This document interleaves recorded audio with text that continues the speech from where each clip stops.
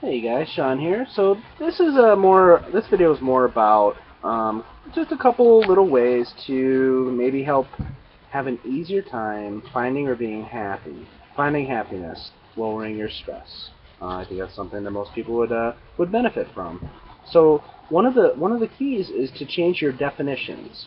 Anytime you're upset, disappointed, angry, those types of quote unquote negative experiences or feelings, emotions, they are usually based on your definitions. It's what you define for yourself that causes these reactions.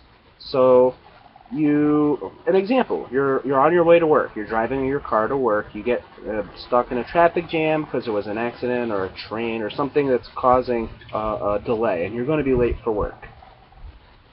Most people's go-to reaction is to not be very happy about that, to be frustrated, stressed out, upset. Depending on how strict your work is around being late, that's a cause for some anxiety. It's a negative start to the day.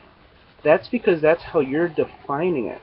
You're defining being late for work as a bad thing. Now, I'm not here to say you should be late for work, because that's not a good way to show your employer that you're a good employee. It's not a good way to get promoted or get a raise. What I'm saying is that that reality is much bigger than just your job. I mean, okay, so it's going to be a negative, in your perspective, a negative consequence of being late for work.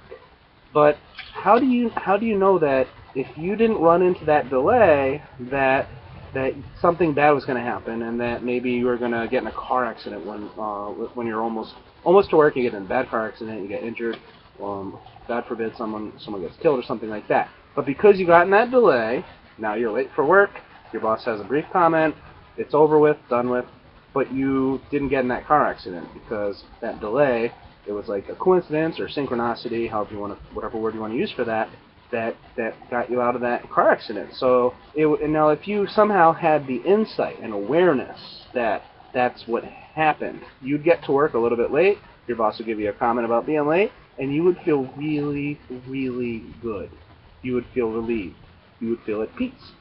In the future, I'll have probably a little bit more, a little bit better way of describing this concept on how to change your definitions to be happier. Because that's a very broad concept. It's very broad. But that's just one example on how to have a lighter, more peaceful, easier time. Go easier on yourself. Go easier on yourself.